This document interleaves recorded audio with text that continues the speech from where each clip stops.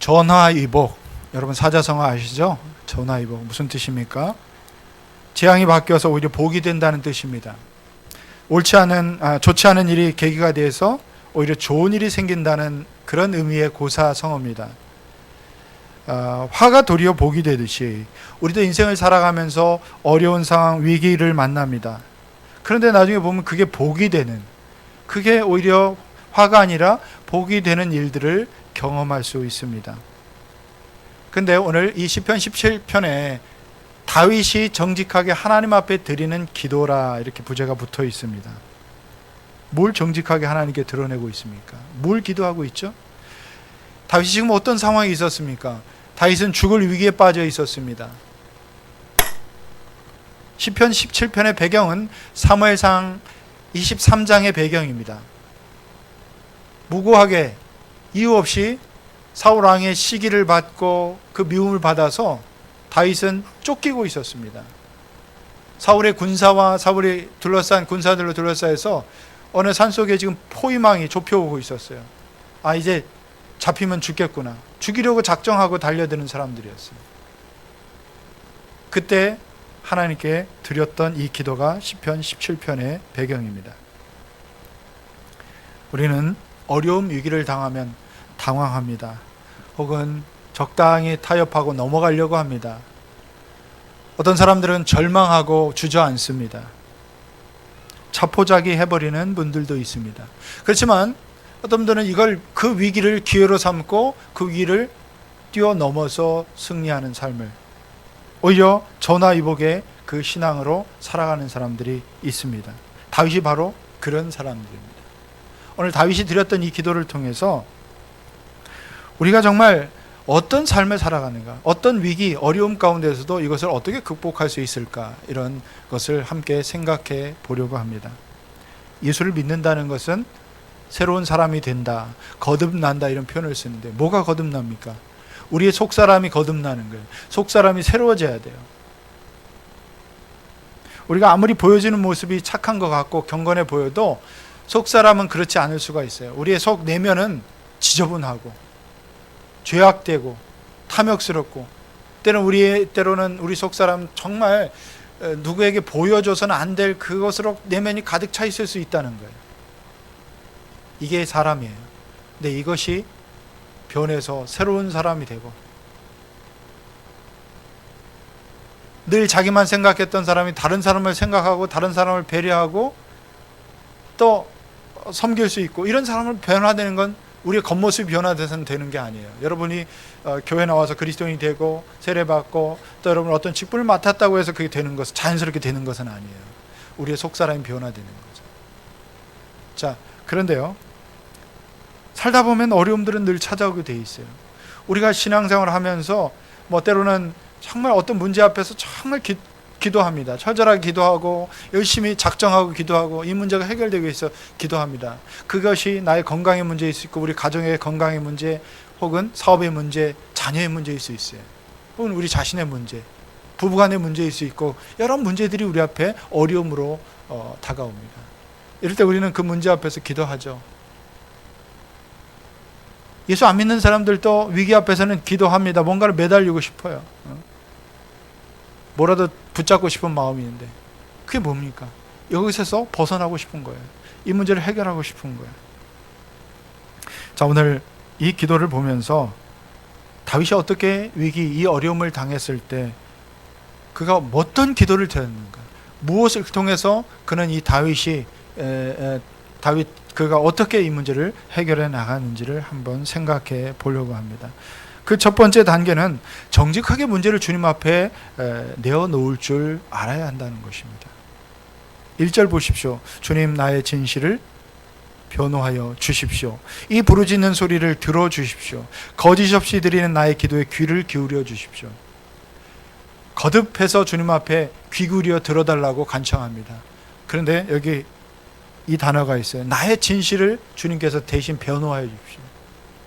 사람들은 나의 진실을 있는 그대로 받아들이지 않습니다. 내가 어떤 진실한 마음을 갖고 있어도 사람들이 그것을 액면 그대로 받아들이기가 쉽지 않은 거예요.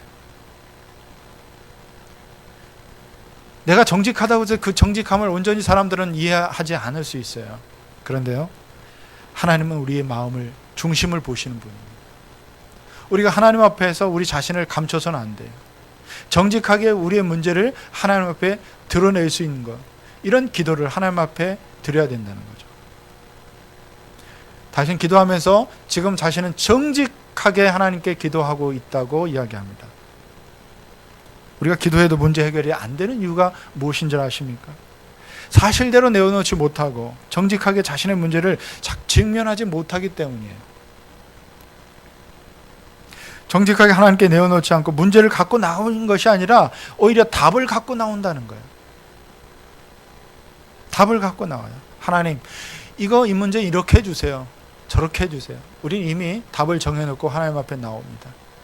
나의 문제를 정직하게 나의 상황과 심경과 이런 것들을 그대로 드러내지 않고 자꾸 내가 원하는 답을 하나님께 먼저 가지고 기도합니다. 근데 하나님의 답은 그것이 아닐 수 있어요. 그 상황과 문제를 통해서 하나님, 우리가 바뀌길 원하고, 우리가 어떤 문제 앞에서 그것을 이기길 원하고, 또 더 좋은 나의 답이 아니라 하나님의 해답은 더 좋은 길을 제시할 수 있다는 겁니다. 우리는 답이 없는, 대책 없는 사람처럼 보일 때가 있어요. 그래야 돼요. 자꾸 우리는 답을 갖고 살아가는데, 하나님 앞에 우리가 살아갈 때는 답은 하나님이 갖고 계세요. 우리 인생에 하나님께서 우리를 보내실 때 정답을 갖고 보낸 게 아니에요. 우리는 인생을 살아가면서 많은 어려움도 부딪히고 문제 앞에 직면하기도 하고, 또 때로는 우리가 살아가는 것에서 헤매기도 합니다. 그런데 우리는 하나님의 보호하신 가운데, 하나님의 도우신 가운데, 하나님의 사람, 그 믿음으로 사는 사람이 되어야 돼요. 그럴 때 하나님은 우리에게 이 답을 조금씩 보여주십니다. 그 길을 인도하세요. 우리는 자꾸 어떤 문제가 생길 때 그 계산하고 그 답을 가지고 자꾸 끙끙대는데, 하나님이 그 문제를 해결해 주실, 그래서 우리가 기다리지를 못하고 있는 것 같아요. 요한복음 2장에 보면 가나안 혼인잔치에 예수님이 초대됐어요. 거기에 예수님의 어머니 마리아도 있었습니다. 이스라엘 사람들은, 그 당시 팔레스타인 사람들은 혼인잔치를 거의 일주일씩 합니다. 많은 사람들이 초대돼서 오고 영을 즐기고 또 식사를 하고, 특히 빠져서는 안 될 것이 있어요. 포도주예요. 맛있는 포도주를 담궈가지고 그 포도주를 함께 나누고 그리고 즐기는 겁니다. 근데 정작 이 포도주가 너무 맛있었는지 어쨌는지 사람들이 준비해놨던 것이 다 금방 동이 났어요. 포도주를 담은 항아리에 아무것도 없었잖아요. 그때 그 예수님의 어머니였던 마리아가 그 문제를 가지고 그 아들인 예수님 앞에 갑니다. 지금 상황이 이렇다고, 포도주가 다 떨어졌다고. 정직하게 그 문제를 그냥 노출시킵니다. 드러냅니다. 이거 이렇게 해달라, 저렇게 해달라 얘기하지 않습니다. 그리고 하인들에게 뭐라고 말하냐, 말씀하신 대로 그대로 행하라는 거예요. 그러니까 답은 누가 갖고 있어요? 예수님이 갖고 있는 거예요.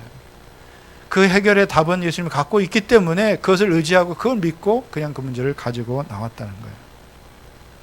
구약의 출애굽기에 보면 모세가 이스라엘 백성들을 데리고 출애굽을 합니다. 그 이집트 애굽을 떠나옵니다. 근데 바로가 나중에 마음이 변해서 군대를 보내죠. 엄청난 군마와 군병을 보내서 이스라엘 백성들을 쫓아갑니다. 그러니까 뒤에는 막 말고 먼지를 일으키면서 그 이집트 군대가 쫓아오잖아요. 근데 앞에는 뭐가 있어요? 홍해가 다 가로막혀 있어요. 이 많은 사람들이, 한 명도 아니고 이 많은 사람들이 무슨 배를 만들어 건너갈 수 있는 게 아니에요. 앞뒤로 다 사면이 다 막혀 있어요. 이게 사면초가라고요. 어떻게 합니까? 모세는 머리를 쓴 게 아니에요. 이걸 어떻게 측량해서 이걸 어떻게 할까, 다리를 어떻게 놓을까, 지금 대책이 없잖아요. 그때 하나님 앞에 서서 기도합니다. 손을 들어 하나님께 기도하고 하나님께 그 문제를 그대로 가지고 오면서, 어떻게 내가 이 백성들을 어떻게 해야 됩니까? 내가 주님 하나님을 바랍니다. 하나님 해결해 달라. 그때 어떻게 됐어요? 하나님 그 문제에 대한 답을 내셨어요. 홍해를 가르시고 그 길을 내시고 이스라엘 백성들을 그 길로 가게 하신 것입니다. 답은 하나님이 갖고 계셨어요. 구약에 보면 이스라엘 왕 히스기야 왕이 산헤립의 군대가 이 성을 에워쌉니다. 18,500명의 18만 5천 명의 그 군대를 데리고 쳐들어왔어요. 이제 풍전등화 같은 그런 상황이죠. 위기 상황입니다. 이제 다 죽게 됐고 다 이제 굴복하게 될 상황인데 이때 히스기야가 머리를 쓰지 않았어요. 성전에 가서 기도합니다. 하나님, 우리 산헤립 군대가 이 성을 다 포위했습니다. 하나님 도와주십시오. 하나님이 답을 내셨어요. 응답하셨습니다. 자기들끼리 이스라엘 백성들은 군대를 동원하거나 아무것도 하지 않았어요. 히스기야 왕이 하나님께 나가서 그 문제를 정직하게 드러내고 했더니 하나님께서 그 문제를 해결해 주셔요. 그들이 스스로 싸우다가 스스로 도망쳤어요. 우리가 밤새도록 기도하고도 교장 예배당 밖에 나가면 유혹이 찾아옵니다. 이게 우리의 한계라는 것을 우리가 받아들여야 돼요. 우리는 항상 어떤 유혹 앞에 직면하고 그 문제 앞에 무너질 수 있어요. 그럴 때 우리가 스스로 깨달아야 돼요. 아직 내 믿음이 요 정도구나. 내 마음의 상태가 아직 요 부분을 하지 못하네. 우리 스스로를 받아들이고 인정하셔야 돼요. 그럴 때만이 하나님 앞에 우리가 정직하게 우리 자신을 내어 맡기고 서 있을 수 있다는 거예요. 누가복음 19장에 보면 삭개오 이야기가 나오죠. 삭개오는 세리장이었어요. 그는 스스로 자기의 있는 것들을 그대로 사람들 앞에 노출시키는 걸 두려워했어요. 예수님을 만나고 싶었지만 그 말씀을 듣고 싶지만 그럴 수 없어서 그는 나무 위로 올라갔습니다. 그래서 멀리서라도 예수님의 모습을 보고 말씀을 듣고 있었어요. 그때 예수님이 삭개오 앞으로 찾아오십니다. 삭개오야, 내려오라. 내가 오늘 너의 집에 함께 있겠다. 그때 비로소 예수님을 만나고 삭개오는 자기의 모든 그 문제를 직면하고 드러냈습니다. 여러분, 그래서 어떻게 되십니까? 삭개오가 예수님을 영접하고 변화되었어요.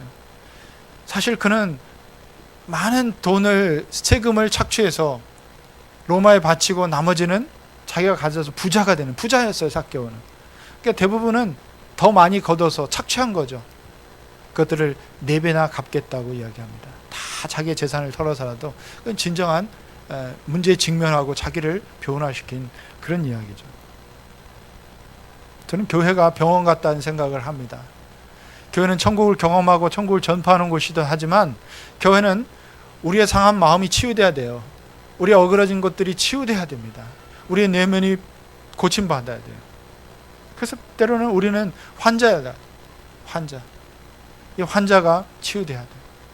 그래야 온전하게 믿음으로 하나님 앞에 나아갈 수 있어요. 자, 우리 치료받으려면 어떻게 해야 돼요? 의사 앞에 가서 자기의 증상을 그대로 있는 그대로 정직하게 드러내줘야 돼요. 머리가 아픈데 괜히 허리가 아프다고 그러면 어디가 있어요? 당신 정형외과 가라고 그러죠. 멀쩡한 허리를 뜯어 고쳐야 되는 거예요. 머리가 아프면 정직하게 나 머리가 아프고 머리의 증상은 지금 이런 두통이 오고 그러면 의사는 어떻게 해요? 그 진단을 증거로 다시 진단하고 엑스레이를 찍든지 무슨 촬영을 하든지 해서 그걸 고치는 거예요. 주님 앞에 나올 때 우리는 하나님 앞에 이런 정직함을 가지고 있어야 돼요. 나의 문제가 뭔가 아닌 것처럼 해서는 그 문제는 해결되지 않는다는 거죠. 때때로 저는 목회자고 목사이지만 여러분보다 훨씬 더 많이 하나님 앞에 내 자신을 좀 세워가고 더욱더 조심하고 더욱더 깨어 있어야 돼요. 근데 어느 순간 무너질 때가 있어요. 나의 감정이 컨트롤이 안 될 때가 있어요. 그럴 때마다 내 스스로 깨닫습니다. 내가 이거밖에 안 되는 사람이었구나. 정말 하나님의 도우심이 없으면 내가 하루도 살아갈 수 없는 그런 죄인이구나. 내가 이 죄인이라는 사실을 또 하나님 앞에 깨닫게 되는 거예요. 그래서 또 나갑니다. 주님, 나 이런 사람, 저 이런 사람, 이거밖에 안 되었네요. 인정하지 않으면 내가 고쳐지지 않아요. 인정하지 않으면 이걸 극복할 수가 없어요. 창세기 보면 우리 지난번에 유재식 목사님 설교한 그 본문에서 보지만 야곱이 야복 강가에서 형 에서를 이제 만나야 되잖아요. 근데 형 에서는 평생 야곱이 극복하지 못한 두려움이었고 죄책감이었고 직면하기조차 힘들었던 그 형 에서였어요. 자, 기쁨으로 형 에서를 만나야 되는데 직면하기 힘드니까 못 가고 다 자기 칙솔들만 먼저 보내고 홀로 야복강 나루에서 머물러 있습니다. 그때 하나님의 천사가 나타나서 그와 씨름을 하는 거죠. 자, 씨름을 했다는 표현은 밤새 어쨌든 몸부림을 쳤어요. 근데 몰골로 보면 밤새 씨름했는데 몰골로 보면 야곱이 졌잖아요. 온통 누더기가 되고 환도뼈가 탈골될 정도로 그는 그렇게 처참한 몰골이었어요. 근데 너가 이겼다고 얘기합니다. 하나님의 전사가 너가 이겼다 그랬어요. 왜 그랬어요? 야곱은 밤새 자기의 문제를 그냥 있는 걸 눈물 콧물 쏟으면서 다 드러낸 거예요. 나 에서만 보면 두렵습니다. 에서에 대한 애착, 형에 대한 이 죄책감이 있어요. 형을 만나기 너무 힘든 거예요. 자기 모든 문제를 하나님 그동안 자기 파노라마처럼 자기 인생이 그렇게 나타난 거예요. 자기 꾀로 자기 힘으로 자기 애로 살아왔던 자기 인생의 모습들이 이 야곱에게 있었던 거예요. 그걸 하나님 앞에 다 그대로 드러낸 거예요. 그러니까 처참한 몰골이 된 거죠. 그럼에도 불구하고 그것을 보시고 하나님이 너가 승리했다고 이야기합니다. 사랑하는 여러분, 예수님의 치료의 손길만이 우리를 치료하게 될 줄로 믿습니다. 세상에서는 인정받고 있을지 모르지만 우리 속에는 이 거짓과 죄악과 해결해야 될 이 문제로 가득 차 있을 수 있어요. 정직하게 하나님께 드러내지 못하면 우리는 계속해서 이 문제를 안고 끙끙대고 해결하지 못하고 살아가는 그런 삶을 살게 된다는 거예요. 우리 자신을 그냥 내어놓는 것이 중요합니다. 있는 모습 그대로 가지고 오면 하나님이 그 모습을 보시고 너가 승리했다고, 내가 해결해 주겠다고 말씀하시고 그 답은 주님이 가지고 계신다는 거죠. 위기 가운데 우리 성도가 해야 될 일이 또 있습니다. 두 번째 단계는 주의 길을 굳게 지키는 사명 있는 삶을 살아야 된다는 거예요. 어려움이 있지만 그 어려움을 해결하기 위해서 우리 쉽게 타협할 수 있어요. 사람들이 흔히 하는 그런 수를 쓰기도 하고 속임수를 갖기도 하고 타협하기도 하고 적당히 그냥 넘어갈 수도 있어요. 그러나 그런 중에도 다윗은 그렇게 하지 않았다는 거예요. 자, 4절 말씀 보십시오. 남들이 어떠했든지 나만은 주님께서 하신 말씀을 따랐기에 약탈하는 무리의 길로 가지 않았습니다. 다른 사람, 세상 사람들이 어떠했든지 나는 그 길을 가겠다는 거예요. 나는 이 어려운 이 상황 속에도 하나님의 말씀을 따라서 이것을 지켰다는 거예요. 사람들의 수많은 무리의 그 넓은 길로 사람들이 만약 그걸 선택하지 않았다는 거예요. 좁은 길이지만 하나님의 말씀을 따라서 행했던 그 길을 붙잡았던 이 다윗의 모습을 보게 됩니다.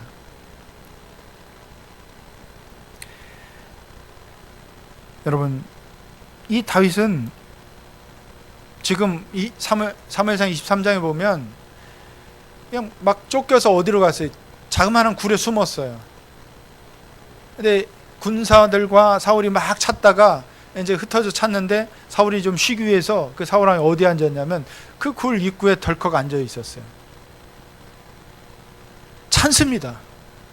사울을 제거할 수 있는, 정치적으로 보아도 내가 살기 위해서는 이 사울을 없애야 되는 거. 그게 세상 이치고 많은 사람들이 그걸 선택할 수 있는 그런 길입니다. 그런 방법이에요.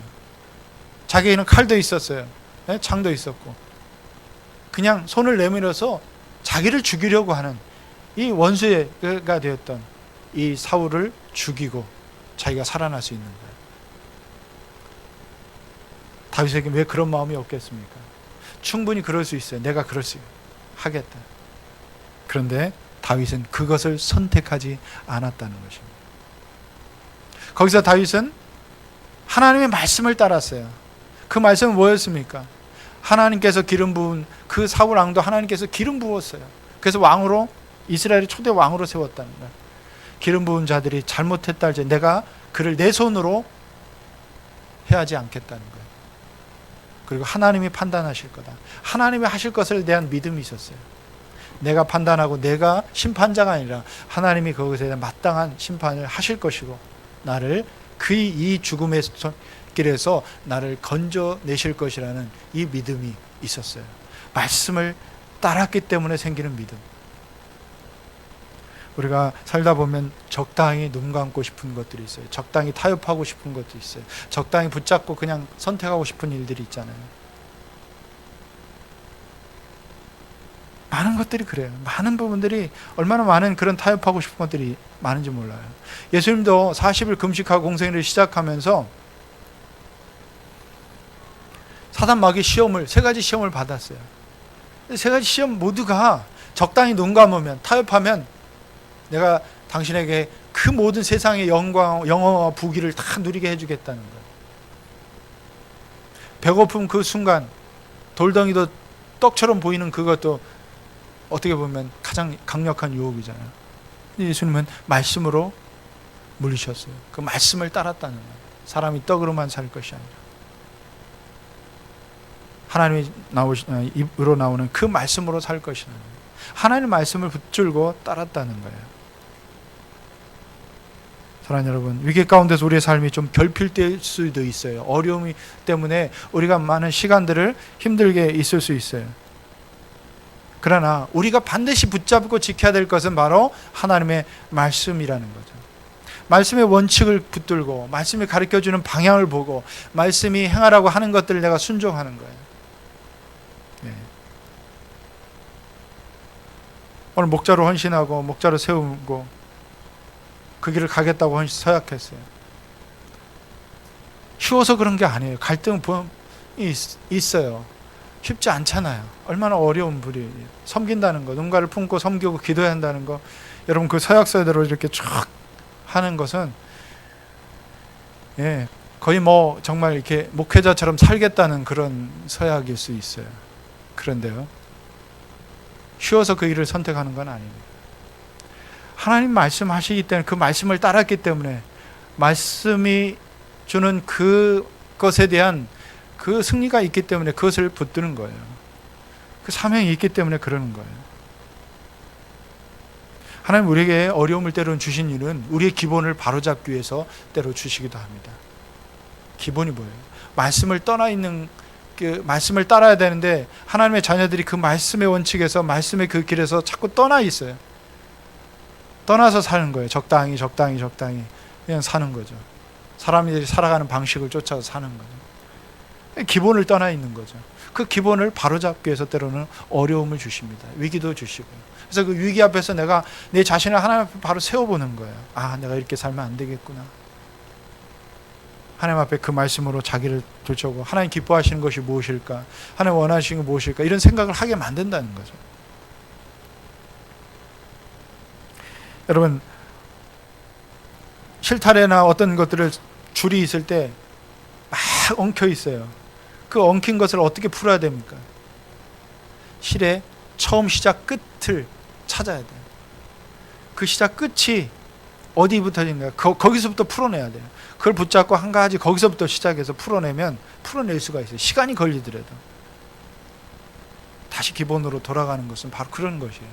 삶의 실타리가 엉켜 있는 것처럼 우리가 풀려 있을 때, 엉켜 있을 때 다시 한번 그 기본에 서서 하나님 말씀을 내가 따르고 있는가, 하나님 내게 이 순간에 뭐라고 말씀하신가를 잘 들을 수 있는 그런 마음의 어떤 자세, 그것이 필요한 겁니다. 다윗은 그 위기의 순간에도 하나님 말씀을 생각했어요. 아, 하나님이 이걸 원하시지 않는구나. 하나님 원하시는 것은 그게 아닌 거예요. 내가 어떻게 하는 것이 아니에요. 하나님이 그걸 판단하시고 하시겠다는 거예요. 나는 하나님의 말씀을 따라서 행동하고 그걸 지키는 것이에요. 기본으로 다시 돌아갑니다. 그리고 어려움이 생길 때 혹시 내가 있어야 될 자리를 떠난 것이 아닌가 생각해 보는 거예요. 5절 말씀 봅시다. 우리 5절 같이 한번 읽을까요? 시작. 내 발걸음이 주님의 발자취만을 따랐기에 그 길에서 벗어난 일이 없었습니다. 그는 계속해서 자기의 자리를 지켜 나갔습니다.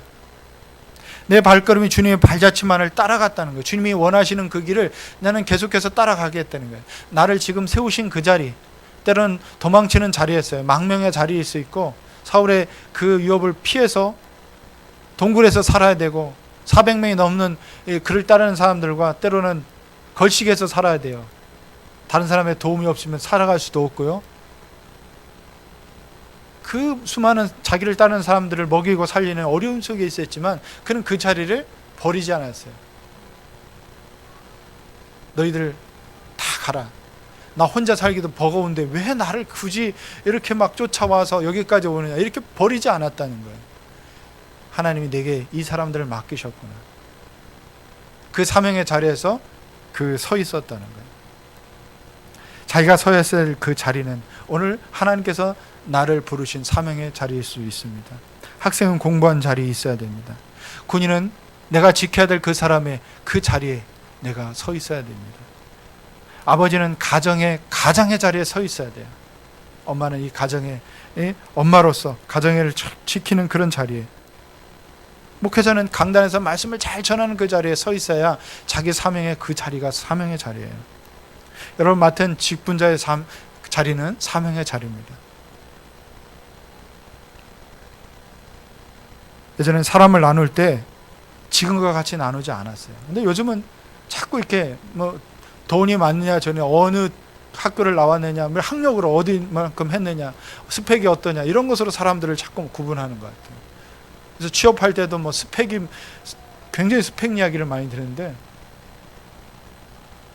저도 우리 아이들한테 지난번에 야, 너 이런 시험 보면 어떻게 했냐, 무슨 뭐 공사가 있고 무슨 뭐 요즘이죠 공무원이 있고 무슨 공사가, 그 얘기를 했다가 아빠 뭐 이렇게 뭘 모르는 소리를 하세요. 그러려면 스펙을 얼마나 준비해야 되는데요. 그 스펙이 뭔데? 이것도 해야 되고 저것도 해야 되고 뭣도 해야 되고 뭣도 있어야 되고, 그래야 그 준비돼서 뭘 본다는 거예요. 그러냐. 요즘은 그런 시대가 된 것 같아요. 그래서 그게 필요 없는데도, 그 필요 없는데 그런 스펙이 필요하고, 그래서 자꾸 학력 위조도 나오고요. 개그맨들이 무슨 학력이 필요해요? 무슨 학력이, 사람들을 무슨 대학을 나오는 게 그렇게 중요합니까? 여러분 배우가 모르죠. 요즘 배우는 뭐 서울대학 나온 배우다 뭐 이렇게 가끔 타이틀로 붙이기도 하는데, 뭐 연기를 잘하면 되잖아요. 연기를 잘해서 그 배역을 잘 감당하는. 그 요즘 좀 그런 거 관계없이 그 주연 아니라 조연들, 또 빛나는 조연이라는 표현을 쓰더라고요.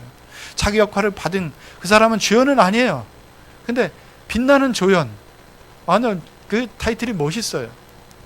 자기 잘해서 정말 열심히 그 영화를, 그 드라마를 빛내게 해주고, 그 사람이 있어야 그 드라마가, 영화가 막 살아나는 그런 조연들이 요즘 빛을 보기 시작하더라고요. 아마 무병 생활을 오래 했을 거예요, 이 사람은. 뭐 얼굴이 막 무슨 잘생긴 게 아니잖아요. 잘생기지 않아도 개성 있게 생겨서 그 자리를 잘 지키는 거예요. 어떻게 보면 그 사람의 사명이에요. 사명의 자리를 잘 지켰기 때문에 빛이 나는 거예요. 아파트도 살다 보면, 살 때 보면, 이렇게 경비 서는 아저씨들도 보면 적절히 그냥 그 시간만 때우시는 분들이 있고, 정말 열심히 그 시간에 충성스럽게 일하시는 분들이 있어요. 우리 어릴 때는 학교에 보면 학교에 관리하시는 분들이 있어요. 우리 어릴 때는 이제 소사라고 그랬죠.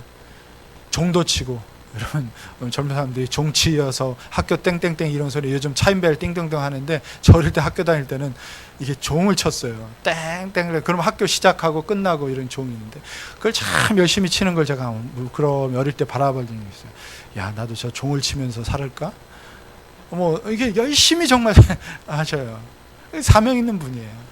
정말 사명 있는.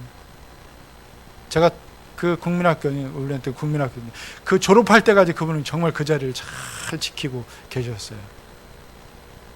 학교 오고 갈 때마다 늘 친절하게 인사해주고, 잘 왔다고 이렇게 맞이해주고, 어떻게 보면 굉장히 작은 일 같지만, 사람들이 무시할 수 있지만 굉장히 사명 있는 그 자리를 잘 지켰다는 거죠. 하나님께서 우리를 이 땅에 사도로 보내셨어요. 예수님의 제자, 12제자들만 사도, 특별한 임무를 맡겼지만, 오늘 우리에게 그 사도의 직분이 아니라 사도의 그 사명을 오늘 우리에게 주셨어요. 너는 세상에 가서 어때요? 그 사명을 위해서 하나님 보내주신 이 땅의 사명, 빛이 되고 소금이 되고 사람 살리는, 영혼 살리는 일을 하고, 하나님의 영광된 이름을 빛나게 하고 오늘 우리에게 각자 맡은 자리에서 각자 서 있는 자리에서 이 사명을 주셨어요. 다윗은 어려움 중에도 자기 사명을 잘 감당하고 그 자리에 지키고 있었어요. 서 있었어요.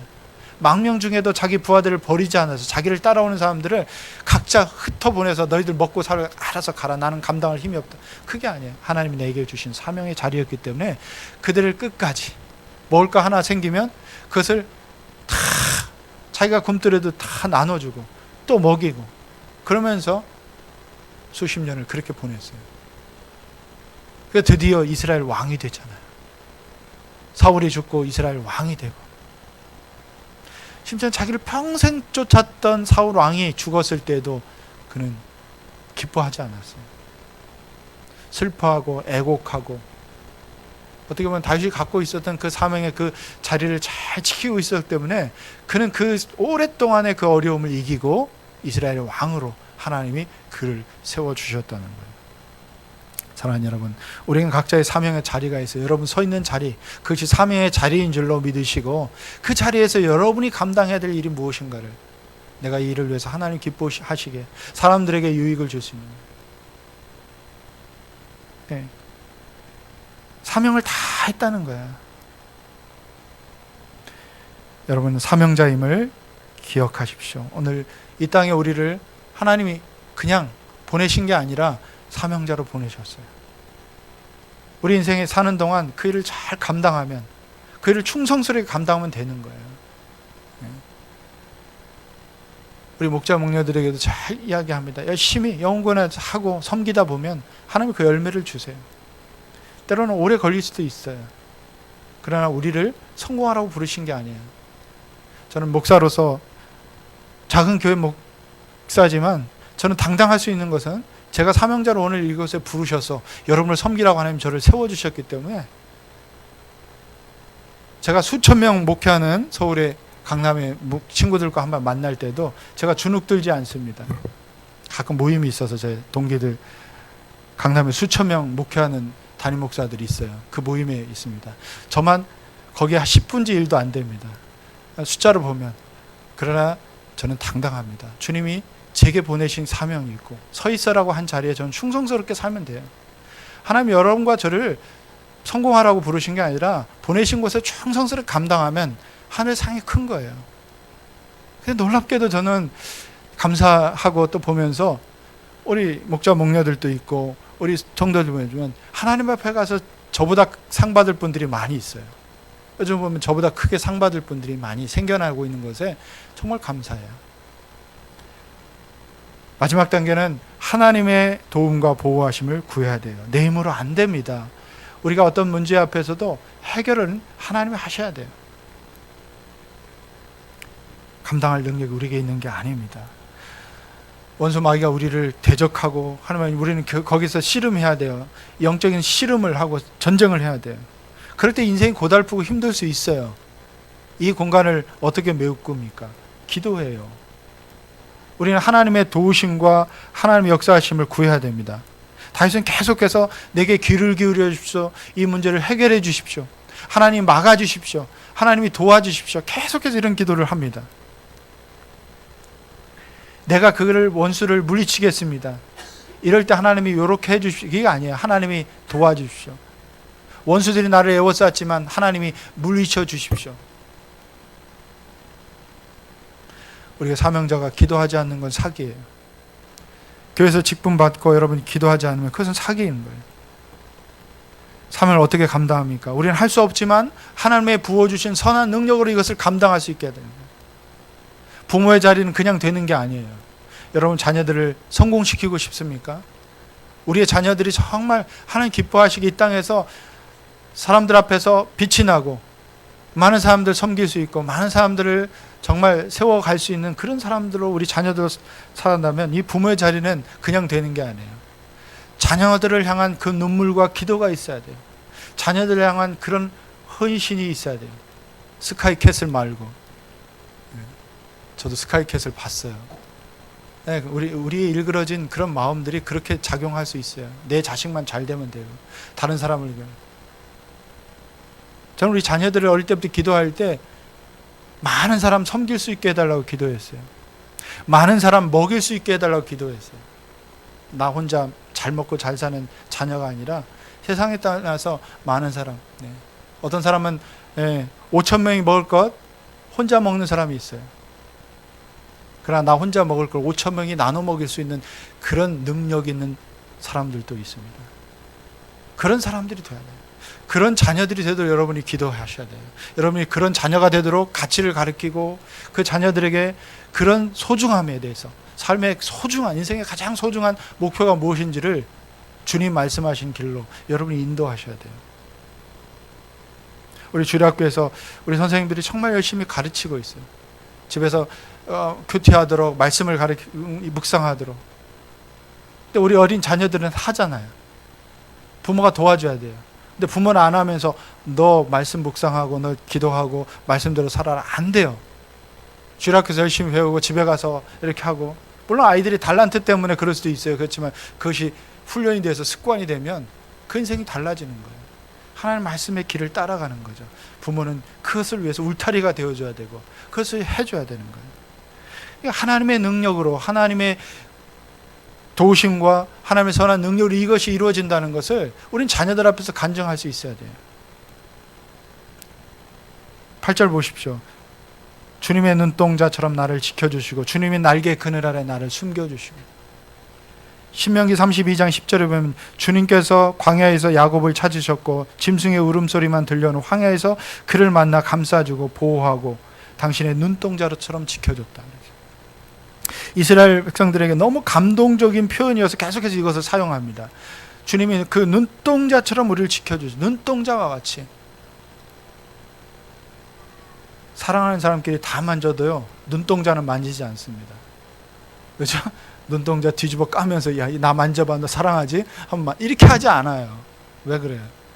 너무 소중하게 보호해야 되는 거죠.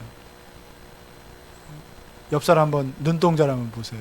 자기 얼굴이 비춰져 가까이 가서 봐야 돼요. 가까이 자기 그 눈동자면 내 모습이 보이는 거예요. 이게 하나님 기가 막히게 만들었어요. 이 머리에 통뼈잖아요, 통뼈. 근데 여기만 쑥 들어가요. 들어가게. 거기에 눈동자를 감춰놨어요. 그리고 유일하게 또 여기는 자동 셔터가 돼요. 뭐가 이렇게 딱 되면 눈꺼풀이 딱 쳐져서 보호하잖아요. 그죠? 그만큼 보호하는 거예요.